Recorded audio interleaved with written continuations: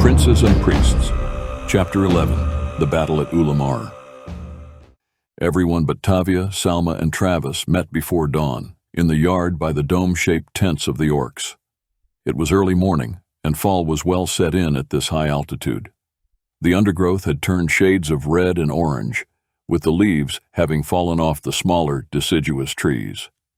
Early morning frost on the conifers revealed a faint hint of the oils in their needles. Mountains, not all that much higher than this place, had deep white snow that appeared pink in the early morning. Their jagged peaks were blanketed with it, detailing their deep crevices. The faint breeze brought the smell of the new snow to them in gentle warning. There was a thrush down by the lake piping out a one-note song to greet the sunrise. They all gathered there, equipped with sturdier leather and weapons that the orcs provided. The orcs were silent. They simply nodded to each other and fell into a single-file line, heading out in the first light. By that faint, steely gray and pink dawn, they cut westward into the thicker forest. Their trail twisted and wound its way down the slope before it sharply began a great climb upward. The clouds that moved in and out of the peaks swirled and poured between the vast spears of stone. As they reached higher altitudes, the clouds met them and cut off the morning sun. Mist turned to snow as they hiked over a cold pass and down into another valley. Keeping in a fairly close line, they left the heights and re-entered the pine and pinyon forest. The mountains beyond that first pass seemed to have grown to twice the size as they left the cover of the clouds. The peaks were awesome, rising up before them in snow-covered grandeur. In the entire world, only the mountains of Norwood were likely to compare. They hadn't gone a mile when they found a heap of steaming goblin droppings marking the border. It was so foul-smelling that Raven and Theo both covered their noses as they passed. Weapons came out as they stepped carefully among the older heaps of black, smelly dung piles. They were not much more than 100 yards past the first markers when an attack came from the trees. A lone goblin leapt out but was quickly cut down by 3 orcs, their swords slicing the thing into pieces. Dave stopped to look at it. The thing was massive, like the gorillas of the Paisan Mountains, but these beasts were meaner looking and stank. It had a dog face and 9-inch claws. The teeth were massive and yellow, like boar tusks inside a muzzle. That thing could not eat anything except chunks of meat. There was no way it could chew. They had to just rip and swallow. Raven stopped and looked as well. The goblins were covered in sleek black hair and had tiny black eyes. They could all but vanish into the night, he realized. They roll in it. An orc nodded to a pile of dung as he passed. Raven made a face. Dwarves were a clean people. They didn't like mess or smell, and the idea of rolling in one's own waste was enough to make his skin crawl. They moved on, up a trail that was spotted with goblin refuse and territory marks. Climbing up out of the trees and onto a trail, they made their way higher up the slope, across snowfields and through the wind. The clouds were low here, but no snow fell, allowing them to see anything that approached.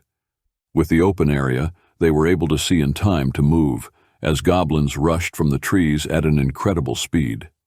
At once, Raven leapt to join the orcs in a frontal attack. His dwarven blood was on fire, and a battle cry escaped his lips. Heshren Rahesh! Ivan joined the charge with Kelly just a step behind him. Before the orcs, Revan or Ivan, could reach the goblins, Shannon's arrows began to strike, one at a time, deep into the eyeballs of the charging goblins.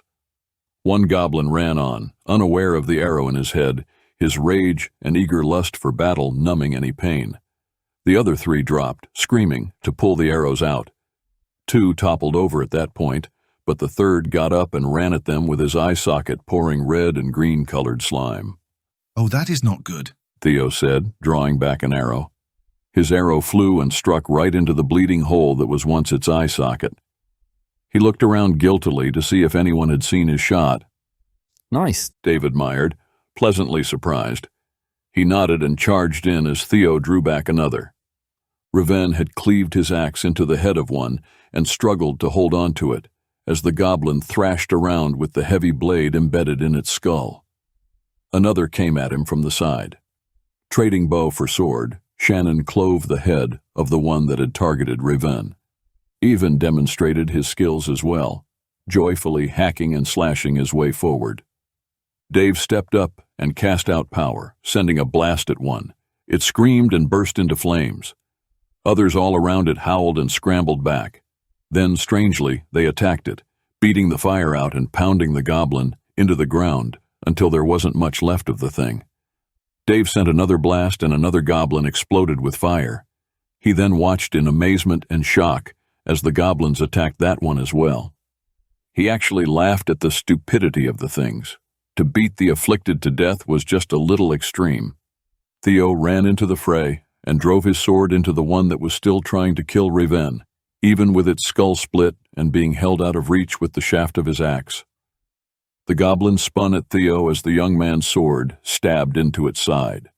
Theo cried out in Old Owens, and a blast of power shot down the sword. The goblin exploded, throwing both Theo and Reven back. Everyone near to them was splattered in a shower of blood and fragments of reeking goblin meat, some still with hair on it and bits of entrails. Theo wiped his face of the sticky, foul-smelling stuff and then grinned, his teeth flashing brightly through the mask of grime. Shannon offered down a hand, his black leather blood splattered down one side. Theo grabbed it and got up, excitedly looking around for more. Shannon just shook his head, amused if anything. Ha, ha, Revan roared. to war, little brother. He cheered to Theo, impressed by the blast and the young man's dwarven-like excitement about it. The two charged in, shoulder to shoulder. They targeted the nearest goblin, and both sank their weapons into its chest. They sliced him in opposite directions, then turned, looking for more.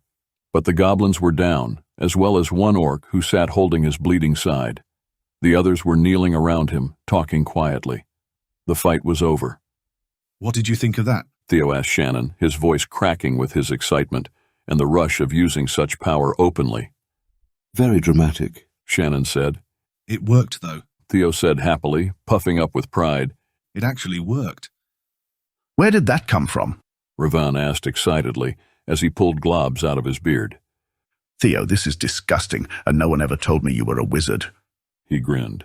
But that was fantastic. I'm not. Theo said. He smiled, shrugged, and went to go check on Dave. He's not? Revan asked suspiciously, looking up to Shannon. No, Shannon said. he's not. Then what the hell is he? A sorcerer. Shannon said. But Revan was shocked and half horrified. He looked after the young man, almost as if he had been betrayed. Sorcery was rare, powerful, and highly forbidden. It was seen as little better than blood magic and frowned on just as highly by the church. Let it go, Reven. Theo is not a bad person. The church fears sorcery and so makes it out to be bad. Keep in mind, it just saved your life. Maybe, before you lose a friend, you should learn why. You might discover that all priesthoods are a form of sorcery. There is no inherent evil. That part is all in the user. Reven swallowed hard. I won't tell Oirion. He promised. Good. I would not be happy if you did. If anyone attacks Theo, I will step in, He said a little threateningly. Reven nodded, and they moved after the orcs who were heading out again. The wounded orc was going to stay. He would only attract more with his blood and slow them down as well. He'll die, Dave said. Yeah, Shannon agreed. but they are all willing to die for this. Shannon said. That is the price they will pay for the chance to be reunited with their families and to save those inside. They moved on and did so quickly. The trail they followed twisted through the forest. Snow was deep here and formed swirled drifts around the trunks, which were partially under the deep bank of white. The wind gusted in short, cold blasts, but was gone just as fast as it came. There was little talk, as everyone stayed alert and watched for any sign of tracks. Shannon held up a hand and made the fist of halt. He made a circle with a finger, and then held up 3 fingers. Reven looked up at 3 on the time dial. He wouldn't have seen it for himself at all, but there were goblins up in the trees. Not on the ground, but up in the trees, watching them. There was an ambush planned. Watch for it. Reven said to Dave as they moved on again. the orcs taking the lead. The trail opened to the north. On an open hillside, there was a spire made of a tree that had been skinned of bark and branches. Impaled on the tree were several orcs. Judging by their clothes and hair, they had not been mere soldiers, but carried some sort of rank. The orcs in front stopped, horrified at the sight. The attack came from the backside, attempting to catch the orcs distracted and off guard by the sight of the lost and impaled lords. Shannon, Dave, Kelly, and Revan were ready for it, and spun in unison to meet them, slicing into the charge. It gave the orcs time to turn from their grief and join the fight, with vengeance adding strength. Theo stayed back and used his bow for several shots while the orcs met the goblins. They were in a rage over the deaths of those who were strung out for them to see. Several of them were openly crying with the turn of emotion, but making it felt against the goblins. Theo drew his sword when he ran out of arrows, but was distracted and did not charge. He watched as Shannon fought in the melee. The man was awesome to see. He moved in a constant flow of motion that was as beautiful as it was deadly. Theo noticed with some surprise that Dave moved very eerily like Shannon. Dave looked like a Purton. Not just a Purton, but in the fighting style of the Imperial Guard, Theo realized. The fight was over before it reached Theo, and he was able to put the sword away unused. After that, they were attacked often by small groups of goblins, but none large enough to put up a fight. The goblins seemed to think that they were charging down to a battle that they were missing. To their surprise, they ran right into the group who sliced through them and moved ever higher, up into the mountains. The look of shock on their faces was rather amusing to the orcs, and to Ivan, who was happy to kill the goblins with that look still on their faces. They left the trees and emerged on a great flat shelf, high on the mountain, just as the sun was starting to set. The view was spectacular. The men stopped to look out, breathless. There was a lake that swirled with glacier dust far below. Sheer blue mountains, so close that you could almost touch them, rose up to the sky with their every cut and rise, accented by pristine snow. The sky was full of tattered clouds. To the west, the setting sun turned them a brilliant show of golds, pinks, and oranges. It was stunning, but it was also evidence that night was fast approaching. Soon, both moons would rise, but the time between when the sun went down and the moons rose was going to be dark and deadly.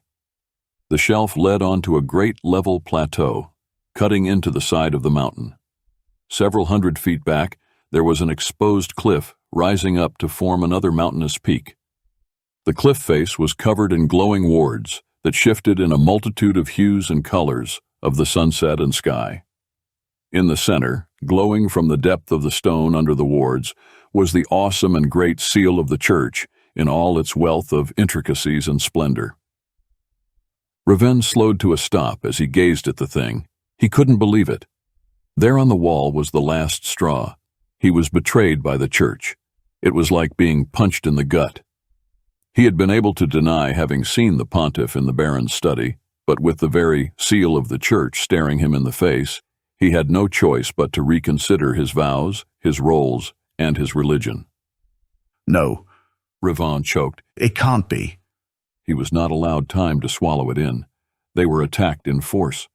The orcs quickly moved to form a half-circle around the man in black, who was already raising his hands up toward the wards on the walls. Revan turned from the wall and charged at the goblins, fighting alongside the orcs, attacking and hacking with a reckless abandon. He unleashed all the anger and hurt of a man who had just had his foundation jerked out from under him. Kelly and Ivan had to move hard and fast to get in close enough to Revan to aid him and watch his sides. They were hard-pressed to even hold their own. The sheer number of goblins was stunning.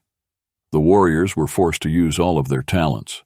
One of the orcs, impressed by Theo's archery, handed him a quiver with a toothy grin. Theo whispered before he kissed the tip of an arrow and took aim. The arrow hit its mark right in the chest, sinking into the thick fur and hide. It wasn't a mortal wound, but it was stuck in the chest flesh. Then Theo shouted a word, and the arrow exploded with a shock wave that rendered the goblin into two short leg stumps. It knocked others back and even staggered Ivan a bit. Theo shouted in shock at how much power had been in that arrow. He had never been able to openly use the spells he knew. They were working far better than he thought they might. He took out another arrow and tried it again. Dave spun back from the fight to catch his breath. He quickly raised Whitefire into his blade. This gave him a pause as the goblin stepped back from him a moment, confused. Dave took advantage of it. He, with an orc on either side, raced back into the fight. Theo had used his last 3 arrows too soon for his liking. Desperate for more, he looked around and moved to steal them from the quiver of the closest orc. The orc was one of those who formed the guard around Shannon. The orc willingly helped, handing the arrows to Theo. They were heavy for the bow he had, but they didn't have to go far. Runes and wards were Shannon's hobby, and he had once been, by far, the most powerful rune master in the world. He had an entire library of books on wards and runes of his own making, of the Elder Days, and of the Church. The Church used his runes and wards almost exclusively now. He knew them all well enough that he hardly had to think about what he was doing. It was odd to think that Jerome was so short-sighted as to force him anywhere near this area, and to have had the cardinals use Shannon's own wards on the door. Maybe Jerome thought the orcs would be long dead before Shannon reached the area. He had to know Shannon would help them, but then the man might be so arrogant by now that he would think that this magic would be beyond Shannon's ability to work anymore. More often than not, Shannon chose to slip away and have no part of magic. It wasn't because he couldn't do it. It was simply not worth it most of the time. This time, however, it involved an entire race who also happened to be at war with Jerome. Shannon would not have left them, even if he'd been traveling alone. He lifted his hand to use his rarely revealed power. He knew this was going to hurt. Now committed, his options were left to very few things. Failing was simply not one of them. Reaching out, he took the first knot of power that locked the wards from attack and snapped it. The ripple of energy was carried outward, revealing the ward's lines passing through its layers and depth. Wards and rune lines were like weavings.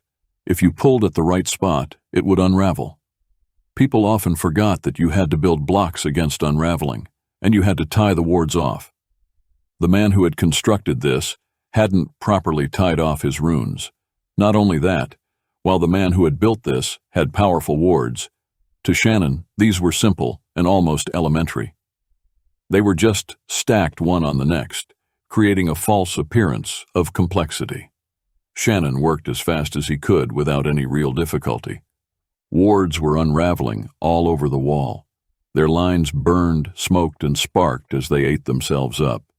The sparks began to ignite tiny fires before the gate and put a smell in the air that was unmistakably magic. It created light for the battle behind. Shannon held his ground, trusting the warriors behind him to watch his back.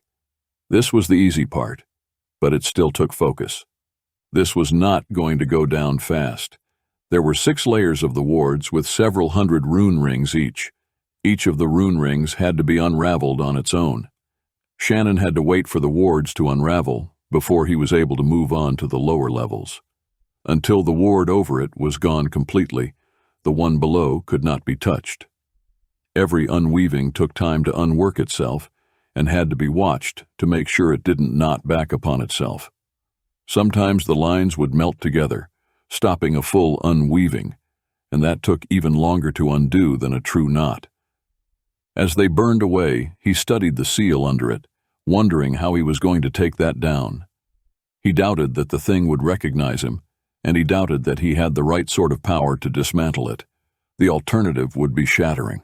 It would be felt and heard for a very long way, not to mention it might blow the top of the mountain off. He let the problem run through his mind as he pulled and cut at the next level of wards. As the last ward level was taken in his hands, Shannon could feel and taste the pain and death all around him. The energy was distracting and made his head buzz. It whispered up against his shields and tested his focus. Tension was building, and he was already suffering for it. He could draw on the very power that distracted him for strength, but not without Revan feeling that someone was doing so. Shannon would make it his own if he had to.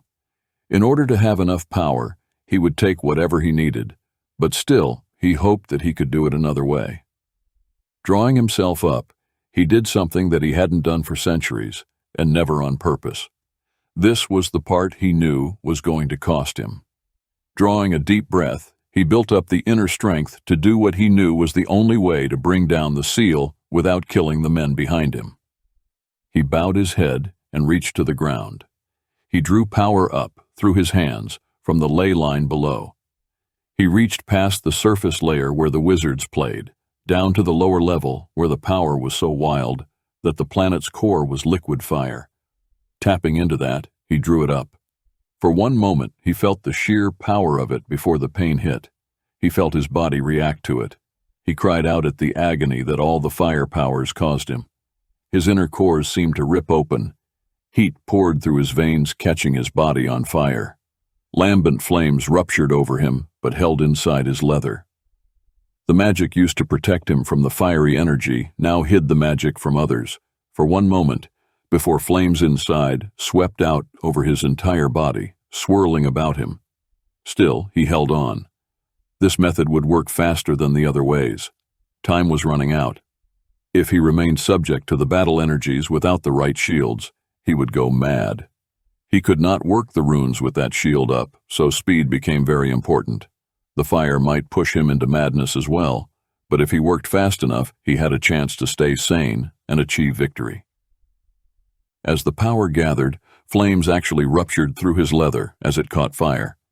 The sheer heat drove back the snow in gusts of steam and little blasts of heat waves.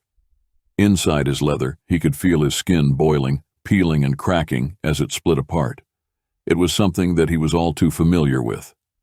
The roar of the battle drowned out any cries of pain he might have made, but his focus was on the wall before him, not his body.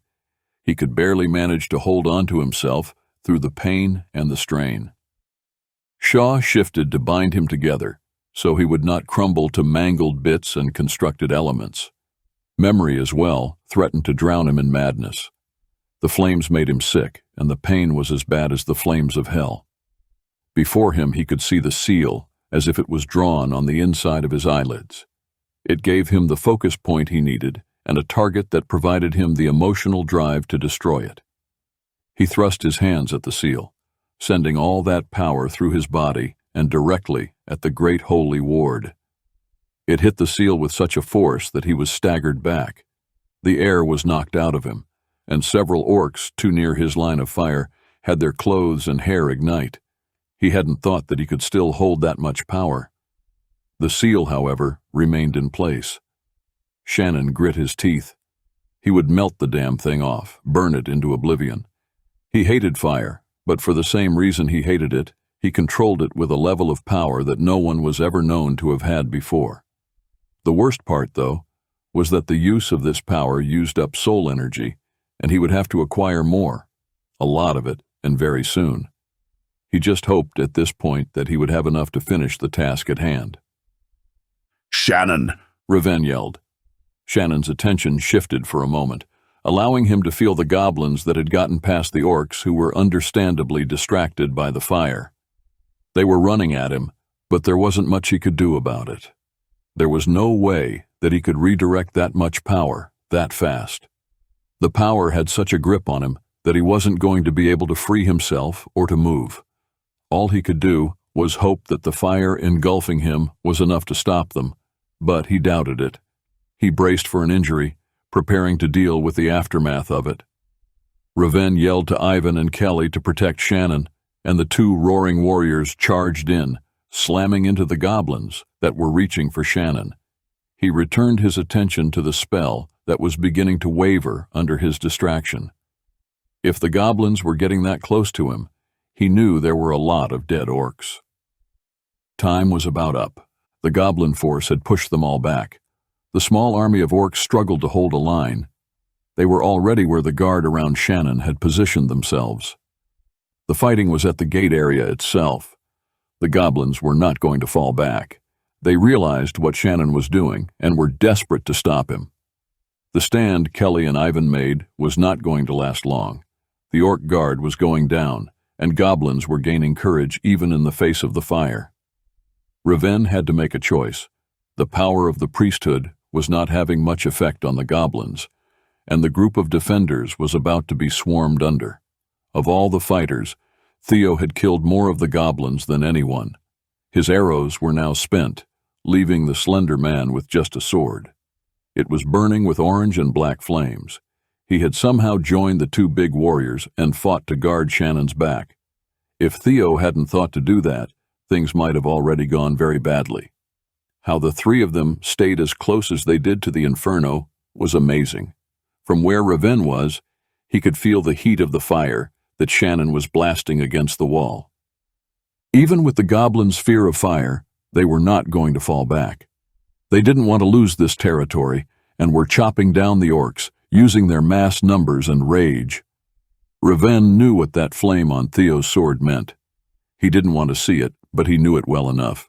It was, however, what he needed. As much as he didn't like it, Reven knew it was what had to be done in order to hold their ground. Inspired by Theo, he whispered the prayer and lifted his fist to the sky. He breathed in, not so sure he was going to be granted the power he sought. Throwing up his other hand, he offered his life for the power. This battle was that important to him. He knew that there was little reason he would be answered, but there was no other way right now. He dropped the weapon he was still holding as he brought his uplifted hands together in a clap above his head. He was either going to be cut down or the power would work. He closed his eyes and hoped he was found worthy, or that at least this fight was worthy enough. The clap was amplified with enough energy that everyone in the battle heard it. In a dwarven battle, all the dwarves would know what was about to happen next and brace for it. In this one, no one did, except Theo, who shouted and dropped to a knee, startling the goblins that had been fighting him. Reven was fast enough that they never got to attack Theo. Even as Raven drew a breath and lowered his eyes, he wondered how it was that Theo knew not only of dwarven magics, but how to react. Dropping to a knee, Raven punched the ground. With a thunderous boom, the earth rolled, rushing outward from the dwarf in rings, like ripples of water flowing from a dropped stone on the surface of a pond. Each earth ring was pushed by a ring of blue vapor. The boom was great enough that a few small local avalanches were triggered. As the rings hit the enemy, they were burned, as if splashed with dragon venom. It seared through the fur, creating a thick, acrid smoke. Then it hit flesh, and the screams started. The blue vapor could not be washed off or beaten out. It could only be countered by an entity equally as powerful as the dwarven god of war, Hesh. The vapor was hot and bleached the allies it touched, but it did not burn them. The only thing that absorbed it was the physical earth or an enemy. Wisps of vapor would continue on until the full ring had hit an enemy in the battle. The earth, however, rolled out in ripples that followed the first, throwing everyone to the ground, everyone but Theo, who had braced for it, and Shannon, who was locked in the power of the fire he was channeling. As the last ring passed, Theo was up and moving to attack the enemy that was closest. It was screaming as pieces of its flesh were being burned through. Reven grabbed up his weapon and attacked again. The remaining orcs roared and regrouped to charge the goblins on the lower slope, stunned in the aftermath of the blue vapor. Even so, there were many goblins, but now the orcs had a chance, and the remaining goblins knew that this was not an easy fight. They were already faltering, and a few were breaking rank. As the seal began to melt, the line sank and bent into a warped semblance of their original positions. Shannon's control was slipping. Nightmare memories were flashing wildly through his mind, blurring time and space so much that he was nearly to the point of breaking. The shock of the dwarven power nearly cost him his stance, but allowed him to regain focus. Somehow he was still holding on. He was exhausted and in so much pain that he could barely keep his feet. He knew he could not hold the fire much longer. In a moment of fully regained focus, he cut off the flame and reached for another power. Lifting his arms, he drew ice out from the bitter cold of the empty spaces of the universes. He savored the taste, the feel and the smell of the ice that revived his burning flesh and eased the pain to his soul caused by fire. He shot it out through his hands, thrusting them at the wall and the melting seal. It was too much for the red-hot seal. There was a brief moment and then a great cracking sound as the seal of the church shattered. The power that exploded was fantastic. Shannon grabbed at it, to hold it, to keep it from dropping the mountain down on the army that he could feel waiting on the other side of the gate. He didn't want it to blow the top off of the mountain either. The force reflected off of the cliff face, directly at Shannon. He was hurled back as the mountain jumped and seemed to drop. The boom was enough to stagger them all, blasting everyone on the ledge away, knocking them to the ground. The goblins fell back with terrified shrieks. Shannon landed on the very edge of the plateau, almost falling over the edge. His palms tingled, his ears rang, and for a moment he was utterly stunned by the force of the blast. As soon as he could, he rolled backwards to a crouch. He stopped, stunned and breathless with goblins all around him, not yet even able to get a weapon out. The great explosion echoed through the peaks, and a rumbling began. Massive avalanches came pouring down from the mountainsides. The nearest washed over the shelf leading up to the plateau, taking down dozens of goblins in its path and slowing those below. After several long moments, the avalanches began to subside, but the rumbling continued as armored orcs began to pour out of the shattered gate. They came roaring out of the darkness to meet the goblins and to reclaim their territory. Shannon saw them emerge just before he was swarmed by the black, reeking mob of goblins. One of the goblins got a good punch at Shannon before Dave stepped in with his fiery sword. He sent lightning out of his finger and threw back the goblins that were on Shannon. Dave didn't stop until Shannon was in the clear. He knelt beside his uncle, the battle forgotten in concern. You all right? Dave asked. Oh yeah, I'm fine. Shannon said calmly, as if nothing at all had happened. Dave took Shannon's wrist and pulled the man to his feet.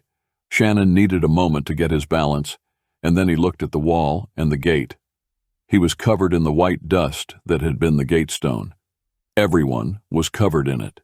The mountain was whole, despite the nearly unfathomable power unleashed by the explosion of the church seal. The army that had been inside was now pouring past the stunned warriors to attack the goblins in force. The seal was down. Shannon had shattered it. It was said that no force on earth could do that. Only an angel or an avatar could shatter the seal of a faulted priest. No power in heaven or hell could hope to shatter the seal of a truly holy priest. If it ever came up, Shannon would argue that he hadn't done it at all, that his power simply wasn't enough, but he knew that he had done it. Later, he would have to think about that. The orcs carried the battle down the hill and away with the sheer momentum of their outward charge. Shannon looked around at the members of his party. They were all smeared in blood and coated in dust, but they were all alive. That was good. Raven looked after the fleeing goblins, at Shannon, and then turned, charging after the battle with a flash of white teeth and a dwarven grin. Better, Shannon thought. It was for the best that Raven wasn't here to see or feel the energies of what Shannon was about to do. He gathered in all the residue of blood and pain, of rage and fear, all the energy that he could use. He drew it right out of the air in a simple move that he hid by swirling his cloak off and then back on, as if to get the dust off. He left nothing to waste. Replacing his cloak, he drew that power into himself, making himself steady enough to stand on his own. He would need more soon, but it could wait. That was amazing. Theo said, breathless, looking at the wall. He laughed. Wow, Shannon, you're my hero. Shannon almost laughed weakly, but didn't. Weary and in pain from the fire, he could feel his left hand bleeding in his glove. He knew that would happen. Fire always did that. His whole body wasn't bleeding as it might have been, but he could feel the blisters and the cracked skin. Shah was already rebuilding him. He needed to sit and to have a cold drink of water. He knew he was going to suffer for this a good long while, and soon the high from the blood he had just drawn in would hit, and then eventually he would crash. Before that happened, he needed to get more. He had to restore his power levels and shields before he even got close to Oirion. Thank you for listening. Please click on the like and subscribe buttons so that we can continue sharing content with you. The journey has just begun. More chapters are available for our Patreons. The link is in the description below.